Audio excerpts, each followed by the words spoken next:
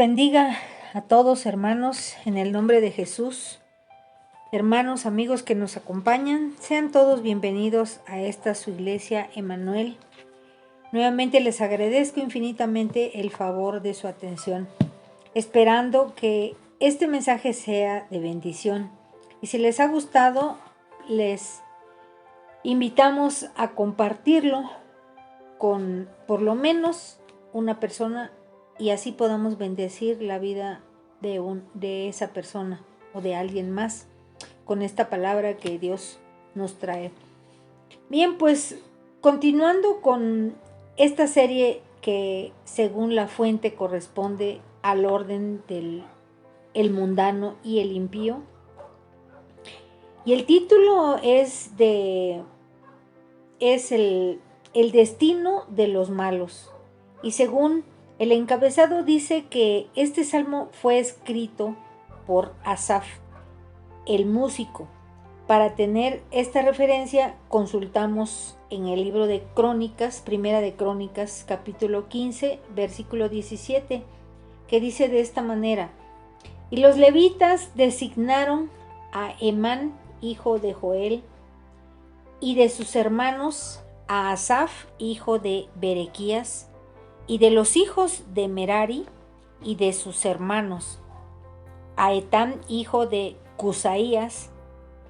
Y también podemos ver en el libro de también primero de Crónicas 16, capítulo 16, versículo 5, dice que Asaf el primero, el segundo después de él, Zacarías, Jehiel, Semiramot, Jehiel, Matatías, Eliab, Benaías, Obed Edom y Jehiel, con sus instrumentos de salterio y arpas. Pero Asaf sonaba los címbalos también en el capítulo 25 de este mismo libro de Primero de Crónicas. En el versículo 1 dice que David y los jefes del ejército apartaron para el ministerio a los hijos de Asaf, así como en Nehemías capítulo 12, 46 también dice: porque desde el tiempo de David y Asaf, ya de antiguo había un director de cantores para los cánticos y alabanzas y acción de gracias a Dios. Esto es como un dato de aportación, porque en este Salmo 73 se dice que fue escrito por Asaf, que comenzaremos a leer en el versículo 1, que dice: ciertamente bueno es Dios para con Israel, para con los limpios de corazón. Verso 2, en cuanto a mí, casi se deslizaron mis pies, por poco resbalaron mis pasos. En el verso 3 dice: porque tuve envidia de los arrogantes, viendo la prosperidad de los impíos. Verso 4 dice: porque no tienen congojas por su muerte, pues su vigor está entero. Verso 5: no pasan trabajo como los otros mortales, ni son azotados como los demás hombres. Verso 6 dice: por tanto, la soberbia los corona, se cubren de vestidos de violencia. Aquí lo primero que podemos ver es que Asaf está en esta porción de la palabra, dice que resalta la gran bondad de Dios, que extiende su brazo divino sobre su pueblo, Israel, porque habían pecado por haber hablado en contra de Jehová y reconocían que verdaderamente habían pecado. Y venía el desánimo en él por la prosperidad de los malos, y sentía envidia por causa de eso. Pero Dios en su bondad hablaba a su corazón para que no sintiera envidia y no escoger el camino de los impíos a causa de eso. Y olvidarse de Dios, porque la injusticia, el orgullo, la violencia, señalaba la arrogancia del malo. Y sigue diciendo en el verso 7, los ojos se les saltan de gordura, logran con creces los antojos de su corazón. Verso 8, se mofan y hablan con maldad de hacer violencia. Hablan con altanería. Verso 9, ponen su boca contra el cielo y su lengua pasea la tierra. Verso 10, por eso Dios hará volver a su pueblo aquí, y aguas en abundancia serán extraídas para ellos. Verso 11 dice, ¿cómo sabe Dios? ¿Y hay conocimiento en el Altísimo? Verso 12 dice, he aquí estos impíos, sin ser turbados del mundo, al corazón riquezas. Esto era una advertencia que estaban llenos de arrogancia, de maldad, de corrupción, de maledicencia. Y esta advertencia la podemos ver, por ejemplo, en Daniel, capítulo 4, versículo 17.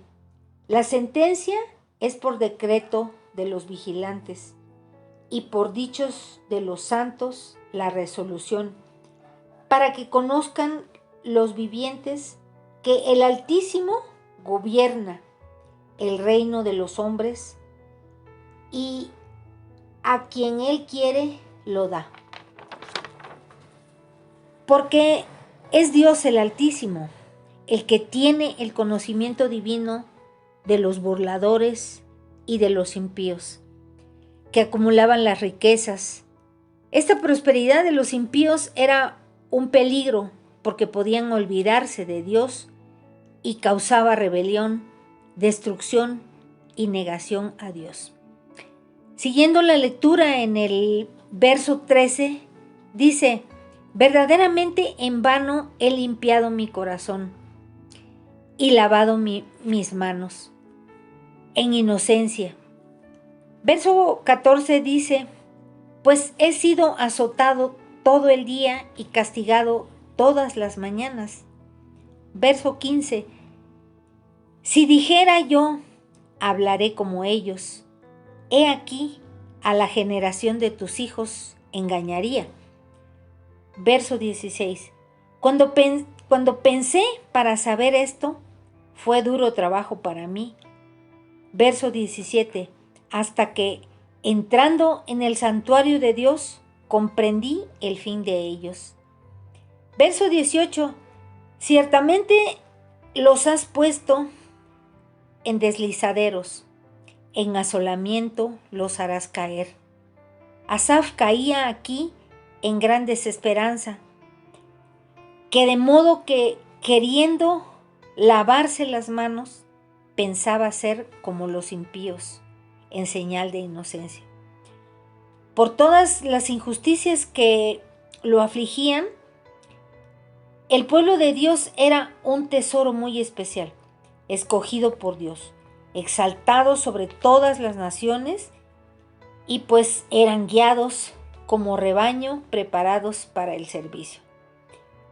Y seguimos leyendo en los siguientes versículos, que dice en el versículo 19, como han sido asolados de repente, perecieron, se consumieron de terrores. Verso 20, como sueño del que despierta, así, Señor, cuando despertares, menospreciarás su apariencia. Verso 21, se llenó de amargura mi alma, y en mi corazón sentí punzadas. Verso 22, tan torpe era yo que no entendía, era como una bestia delante de ti. Verso 23, con todo, yo siempre estuve contigo, me tomaste de la mano derecha. Verso 24. Me has guiado según tus consejos y después me recibirás en gloria. En este tiempo había desolación y terror, y la presencia divina de Dios era una fuente divina de temor para los impíos, porque había terquedad en ellos. El despertar de Dios fue algo divino porque les trajo convicción de pecado, insensatez, ignorancia, pero la presencia divina de Dios trajo providencia sustentadora. Porque dice, me tomaste de la mano derecha. Esto es lo que muchas veces sentimos como hijos de Dios, cuando el Señor nos toma de su mano, cuando sentimos persecución, cuando sentimos aflicción o reproche. Ese es el poder divino de Dios, de hacernos sentir a salvo con su palabra, que nos dice todo va a estar bien. Dios manifiesta su gloria con consejos divinos, nos guía con la palabra, como lo dice en Isaías 11, versículo 2. Y reposará sobre él el espíritu de Jehová, espíritu de sabiduría, de consejo y de poder, espíritu de conocimiento y de temor de Jehová. Y para terminar con nuestra lectura dice en el verso 25, ¿alguien tengo yo en los cielos sino a ti? Y fuera de ti nada deseo en la tierra. Verso 26, mi carne y mi corazón desfallecen, mas la roca de mi corazón y mi porción es Dios para siempre. Verso 27, porque he aquí los que se alejan de ti perecerán. Tú destruirás a todo aquel que de ti se aparta. Verso 28, pero en cuanto a mí, al acercarme a Dios, es el bien. He puesto en Jehová el Señor mi esperanza, para contar todas sus obras. Asaf, por ejemplo, comprendió el amor de Dios, y el amor de Dios solo viene del cielo, de los moradores de Jehová. En realidad, es un sentir muy reconfortante, sentirnos escogidos de Dios y que Dios es nuestra fortaleza.